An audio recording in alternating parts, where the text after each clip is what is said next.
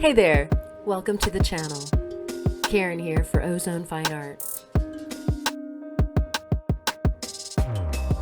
Today we're taking a ride through the construction of Glass Butte, Oregon's Aurora Borealis cabochon jewelry piece that we plucked from the earth, along with a variety of different kinds of obsidian. We'll be covering those in the next video.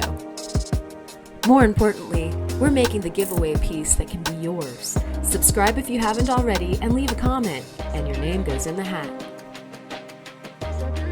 In part 1, we took this chunk of Aurora Borealis and made it into this slick and gorgeous teardrop cabochon. Link to part 1 in the description. A bunch of you requested a start-to-finish video on a jewelry piece.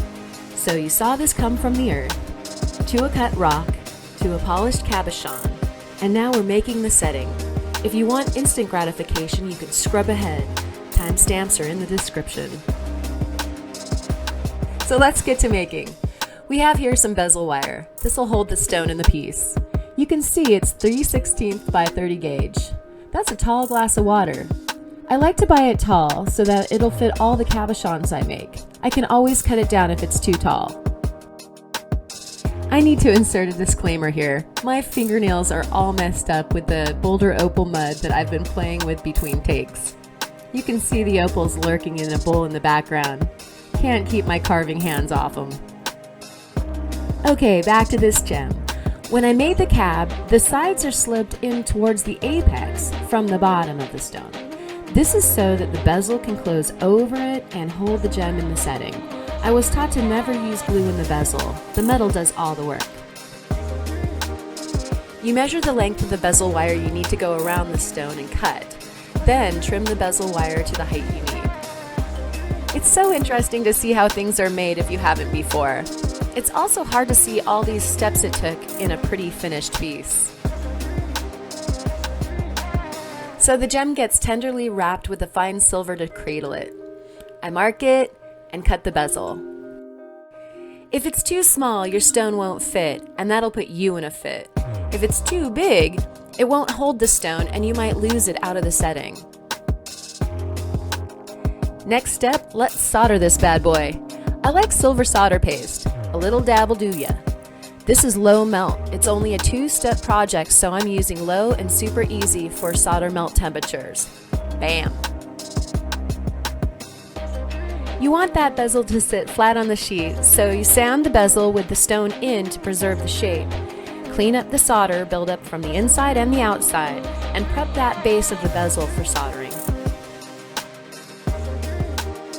What the heck is that?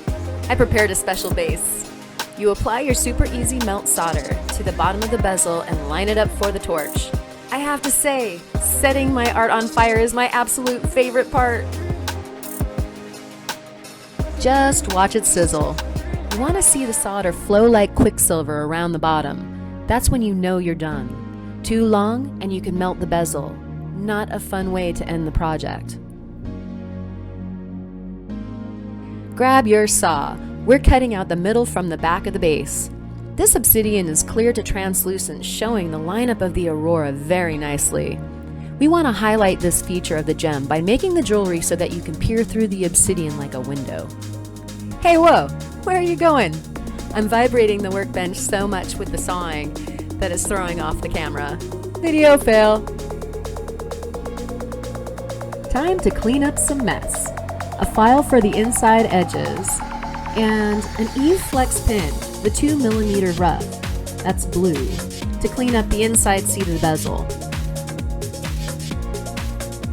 Gotta smooth the solder beads so that your stone will sit nicely inside the bezel cup. I switched to the Dedeco black tip to smooth the outside edge. These colored tips for the flex shaft are sanding tools that really get the job done nicely. Woohoo! We have a good fit. Look at that. Nice. Need to take down some more of the height from the bezel. Better to trim more because I can't magically make more be there if I made it too short. Setting the bezel is a gentle process, especially with obsidian, which is like glass and can chip and crack with too much pressure. Look at that backlighting. Aren't you glad we made that window? Say goodbye to the crazy outline. I made the mixed metal sheet to complement the subtle changes of the colors in the Aurora gem. The shape needed to be something that you could wear, for whoever wins it. Something elegantly simple. What the? Oh, a 10-second break from the project to play. Back to work. Finishing touches on the shape. Home is the silver patch next to the sweet spot of sheen in the gem. The road well traveled starts at home, goes around the gem, and takes you right back home. Another Eve sanding tip, coarse brown. I shaped it to a point on the file to get into the hard-to-reach spots. You'll notice there's sanding, and then sanding some more, etc. ad nauseum. Just like with lapidary, good sanding leads to beautiful results. I love these sanding discs for flat work. In fact, you'll notice there's a tool for every challenge with sanding. If you know of some good ones not shown, leave them in the comments. As far as those discs from Rio Grande go, I went from 180 to 320 to 400 to 600 to 1200. I spared you from some of that for precious time's sake. That sterling silver bail was part of the body from the get-go. It's great when you can integrate parts in your jewelry.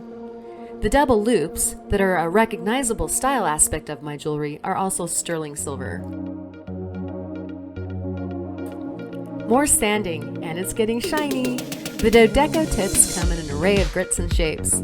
This blue, which is fine as opposed to coarse, is sharpened to a tip on a file. This pink, which is extra fine, is erasing some of the last scratches. Yep, a pink eraser.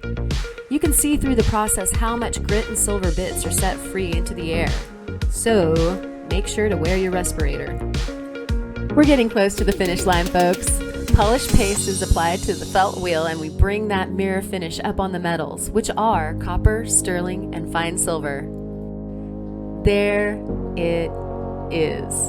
What an amazing journey. Can you see what I was talking about? There's home on the left of the sweet spot. Travel that colorful road all the way around the gem to find yourself at home again. Wonderfully symbolic. Did you enter to win this? Subscribe if you haven't already and leave a comment. If you already did in the first video, great! Comment again here and it doubles your chances to win. I'll announce the winner on the next video, about Obsidian, coming soon. Thank you for watching. Check the description for more information and at ozonefineart.com. And as always, keep creating.